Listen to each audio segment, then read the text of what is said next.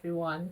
Uh, my name is Funke. Welcome to Westside's Healthy Living Space, and this is just a really short video on healthy living. And I'm going to talk today very briefly about traditional medicine. It's something that I'm really passionate about.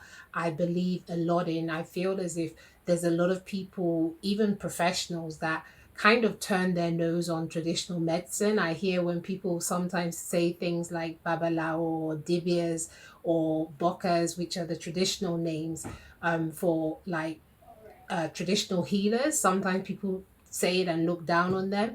And I don't do that. For me, I find it intriguing. I find it that all these people have a certain amount of knowledge that has been passed down from generation to generation. And that if we're not careful, we will lose that knowledge. And I don't think, and I think like, I remember even like sometimes, like, I remember an uncle of mine, I was hanging out with him. And I remember him saying that, oh, that's that plant. When we were small, we just used to put the water when we had cocoa, it would make it go away and the itch would clear. And then he was like, oh, no, that's not the plant. And he picked another one. And to me, they looked exactly the same. And I'm like, how are people able to figure this out that this plant is can be used for this and some of them look the same?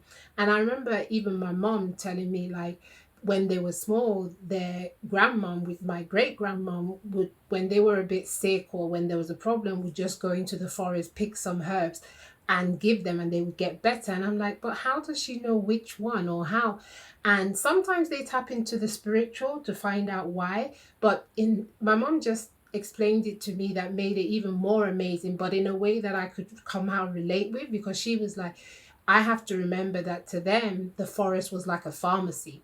So they would go into like, maybe a pharmacy, like maybe I would go into a pharmacy and they would know certain, herbs, what could be used for what. And they had a way of telling. And I guess because those were the times they figured it out.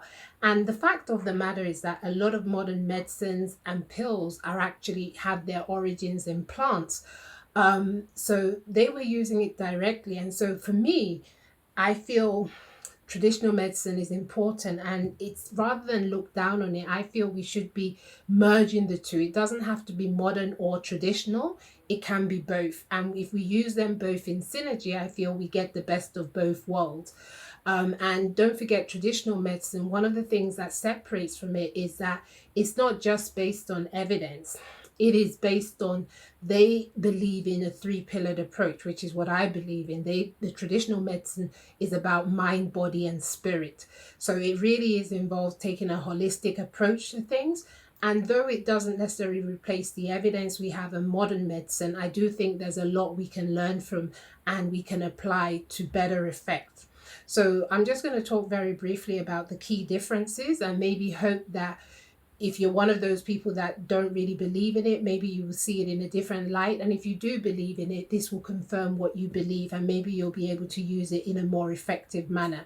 So I think the key strength for me when it comes to traditional medicine is that it's holistic. So it covers mind, body, and spirit. It's not just about managing the symptoms, it's about holistic healing and oftentimes correcting things. Sometimes it can take a slower time to work, but the effects, in my experience, can be even longer lasting than with modern medicine, where it's a quick fix but doesn't always deal with the root. It's easily accessible, easily affordable. So, traditional medicine, I find one of the reasons I love it is because it's easily accessible, and in most cases, it's more affordable. It's not overly expensive, and wherever you are in the world, there are natural things around you that you can make use of. Unlike with medications, there are certain medications that are not available, and sometimes because of the prices, it makes it unavailable. So it's widely accessible, and it's of cultural relevance. There's a cultural element to it as well. And I guess another thing that makes me warm to it, and another strength, another advantage of it, is that we live in a world where long-term diseases is a major health challenge in a lot of countries, a lot of settings. It's kind of like a universal health challenge. Long-term diseases, things like hypertension, diabetes, etc. And many of these conditions can be dealt with using what we call herbal medicine, traditional medicine. There's a lot to gain. I mean, they're not the only answer, but I do believe they're part of the solution. And where I feel they are particularly useful is the area of prevention, either in terms of preventing you from getting those diseases in the first place, or if you have those diseases, they can help prevent you from developing complications due to those diseases and other diseases. So I think there's a big role for them to play in modern healthcare. Um, and then it doesn't replace modern medicines, of course, things like medications. So, because, and it's important, I feel I say that because I know there are some people that anything medicines they frown at, they're scared at, they have certain preconceived ideas. And I'll probably do another video. I think I've done one before, but I think it may be time to for a fresher outlook on it, where I talk about the myths of a lot of medicines. Modern healthcare is, I mean, we cannot forgo it because it's evidence based. We have a lot more evidence. Most of the information we have for traditional medicine is anecdotal. However, I think it's important that we understand that, you know, doing trials, the way we do trials for modern medicines or pharmaceuticals, as I call them, is different. You cannot use the same yardstick to measure both because both of them are very different. The approach is different. With a lot of clinical trials, for example, if and what we call evidence-based medicine, you're looking at one thing and you're assessing that one thing. And actually, one of the shortfalls of it is that in the real world, most of those things don't work in isolation. So whether or not clinical trials tell the whole picture, I think it certainly tells us a lot of things, but I don't think it tells us the whole picture.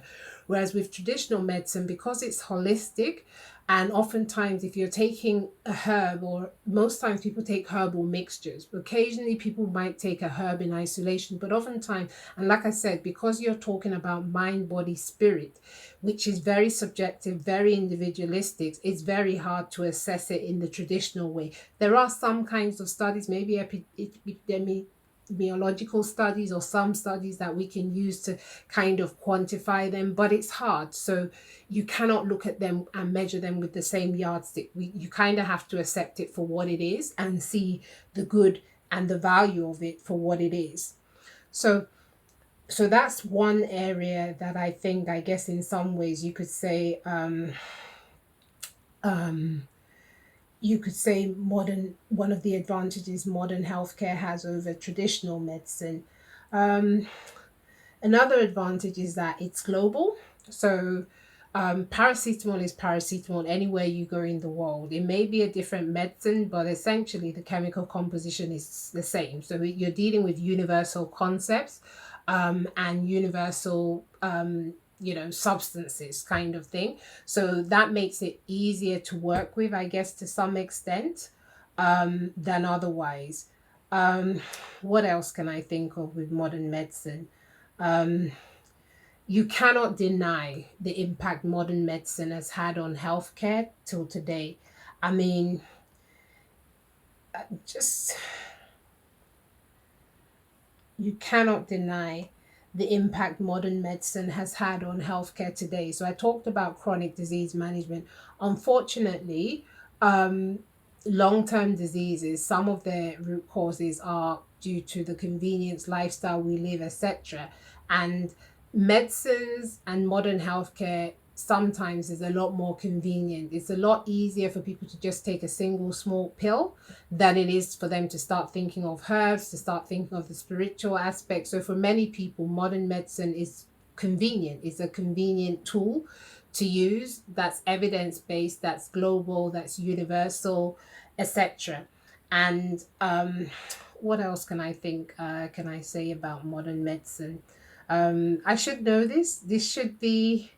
Um, this should be the thing that's at my fingertips because let's have a look. Um, so modern medicines allows us to deliver specialized care. It allows us to tap into technology. A lot of things, a lot of interventions now are using the strength of technology, whereas you could say traditional medicine is still traditional. The methods and the modes of delivering them are still very traditional, which can sometimes make it a challenge. So I think those are the key differences between modern and traditional medicine. So, like I said, just to finish off the video, I just want you to remember it doesn't have to be either or. In fact, the best approach is to combine both and to use both in synergy. And I'm sure you'll have better outcomes on an individual level and on a public health level. I'm sure we would get better results if everybody took that approach to using the best of both worlds. Anyway, I'm going to finish the video now. Thank you for listening. I hope you found it useful in some way. And from Westside Healthy Living Space, your host of this video, Funke Energy. Till next time, take care. Bye bye.